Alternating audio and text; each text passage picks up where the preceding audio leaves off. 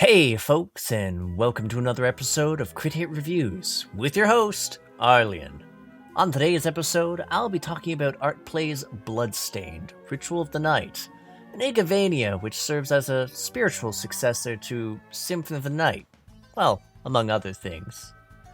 But is this Metroidvania a harmonious blend of mechanics, or will it leave you feeling despair? Keep watching to find out what my final judgment is. Shrimp is going to kill me for all those puns. Anyways, storytime-wise, the plot of Bloodstained follows Miriam, a mysterious young woman who is a shard binder, an individual capable of channeling demonic power, albeit at the cost of her body slowly turning to crystal. Honestly, it's a pretty lousy curse, and it's not just for a night, despite the kick-ass power set, but it's pretty useful given that the European hillside has found itself suddenly overrun by a demonic incursion, led, in part, by Miriam's childhood friend, who has handily holed himself up inside an otherworldly castle that you now need to explore so as to foil the diabolic forces at play.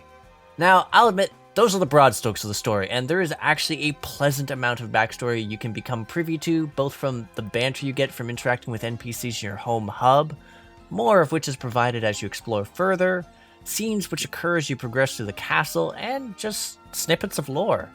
Like, I genuinely dug the overall plot arc of the story, although I'll admit that certain elements will feel very familiar to people who have already played Symphony of the Night, and a couple plot points feel rather deliberately referential. That said, as much as I figured out some aspects, there were other moments I ended up failing to see coming. Probably because of the aforementioned parallels, actually. I think the big part that I appreciated, however, is that whilst there's a number of moments that are certainly embrace a sense of drama, the game is also more than happy to include a number of funny and self-aware moments. Some of the game's dialogue just happily lampshades the game's upcoming mechanics in one of the most ridiculous ways possible. It was just honestly a treat and definitely helped with the process of unwinding from just exploring the castle. Though, I mean, the gameplay itself is also pretty tasty because there's just so much there. For those who've played Igavanias before, like Order of Ecclesia, Symphony of the Night, Aria of Sorrow, there's apt to be some elements familiar to you.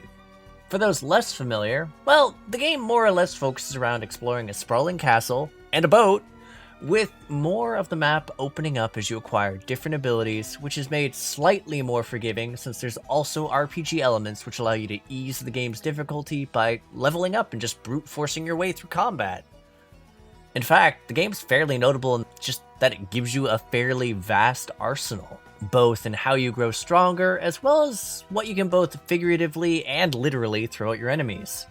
Sure, some of these aspects seem less impressive at first, such as your basic weapon attacks, but whilst they don't have extended combos, you are able to do such things as initiate cancels to reduce downtime, and all of the weapon types do have hidden abilities to be discovered tied to specific weapons, which, if mastered, you can then transfer those abilities to every weapon of that type.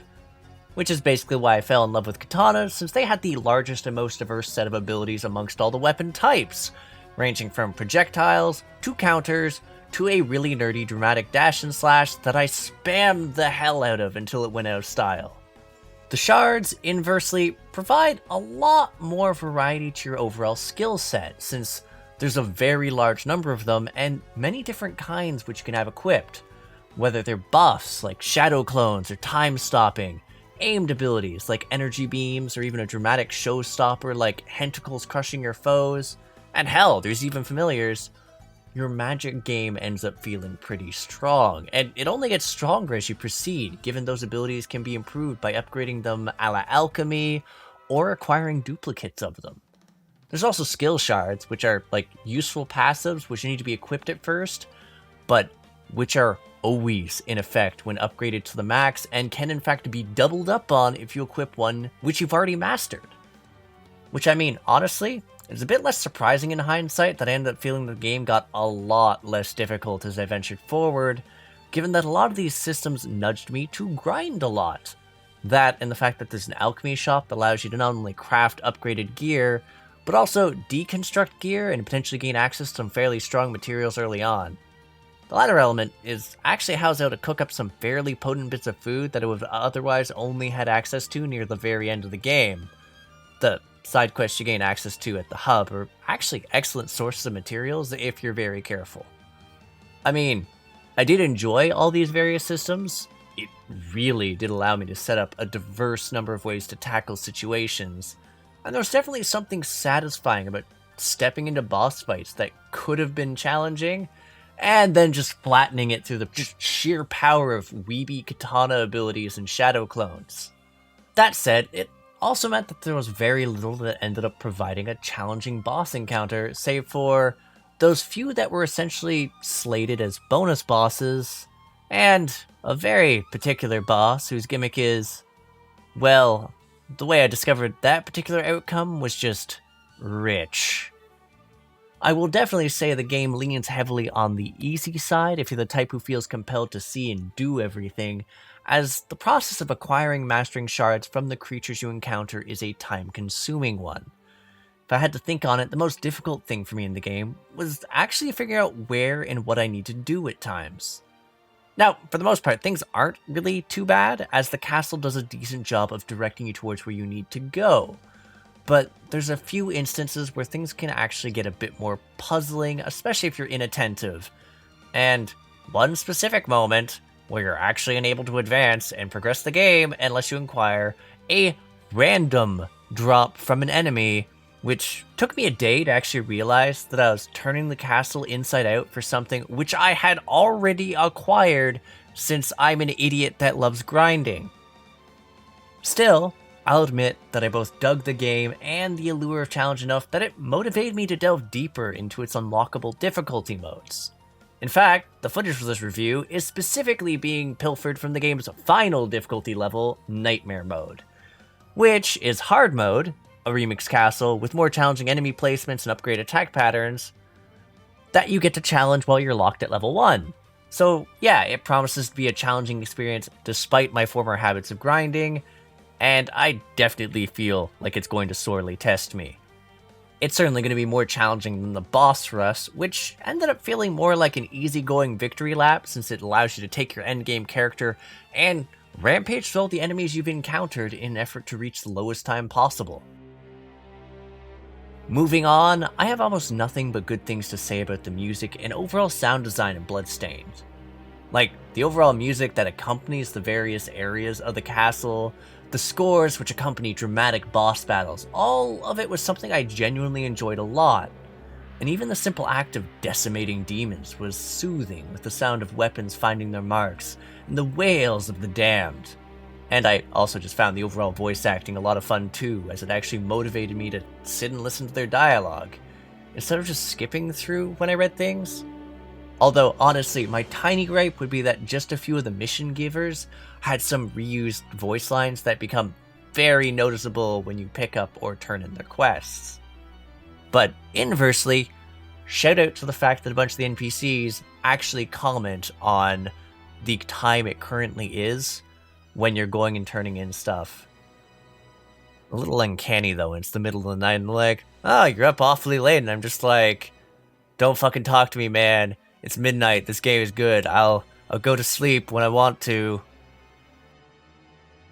Anyways, graphics. So, I also really dug the visuals in this game, as I found them to be appealing with a lot of varied enemy designs, and just even some neat little details, like the baseball batting of the heads off zombies when you hit them with a weapon in the head, the various different portraits that show up when you use the shard that summons them. Plus, there's just the welcome feature of being able to tweak your appearance. Honestly, the only thing I really noticed that was off for me visually was the fact that the animations tied to your passive buffs would occasionally vanish, which actually ended up making me panic sometimes and wonder if they were, like, active and giving me their buff. So, that was a little weird, but hey. So yeah, there's a lot going on in this game, and eventually, given the other DLCs in the work, there'll be even more, but, you know, I'll deal with that then. For now, let's get to the nitty-gritty of what I think about Bloodstained at this juncture. And actually, it's a bit hard for me, too, since I had so many pangs of nostalgia as I played this game. There are so many, like, aha moments for me as I played, as bits of my experience going through Symphony of the Night kicked in, also of Order of Ecclesia, providing me just like slivers of insight into the things that I could do or expect. Like, it was immensely satisfying to me when I found that I could discover weapon abilities long before I was supposed to by just randomly trying out combinations for, like, just input combinations, because I remembered learning spells early in Symphony of the Night could be done that way. Plus, just the ridiculously fun small touches, like being able to sit in chairs, or the fact that you can play a piano solo and have a certain one of your familiars join in and sing, was just such a genuinely heartwarming and neat touch. And again, I definitely had an intuitive sense of how certain things could be used as I acquired them in game, just sort of baked into me from those experiences, which definitely made playing this title feel like a homecoming of sorts. Still, I can acknowledge it's not flawless, at least in its direction. Whilst the game is, considering the manner it directs you forward earlier on, it definitely has high expectations of its players as you proceed, assuming that you'll do the utmost to explore the castle at large to find what's needed to progress forward. There's a handful of moments where advancing can be a lot less straightforward than it seems, especially if you've skipped some rooms. And again, I'll admit, I got stuck for a day trying to solve the puzzle of how to navigate the watery section of the map, until I realized that the solution had been inside of myself all along, and by that I mean inside my inventory, because the solution was a random shard drop. Spoilers. Anyways, still, that was the biggest flaw for me, honestly, in what was otherwise an incredibly addictive and fun romp through my childhood, so here we go. There's definitely moments where it felt a little bit rough around the edges, but altogether, as an experience, it's positively bursting with things to do, and I thoroughly enjoyed it, so it definitely warrants being called a crit hit. Anywho, thanks for tuning in, and if you agree, disagree, or just have something to say to me, feel free to comment. And for those interested in more indie reviews, developer interviews, podcasts, or our Monday TTRPG content, hit the subscribe button and the bell so you know when there's new releases. Plus, there's also a Discord. Click the link in the banner or the description so you can become a part of our community, the Crit Hit Cauldron. Lastly, if you'd like to help support the channel, we have a Ko-fi running now to help supplement funds for our lovely editors, and make sure we can continue to provide quality content. Again, check the descriptions and banner for them links. Anywho, I'll catch you on the next episode of Crit Hit. Take care till then, folks.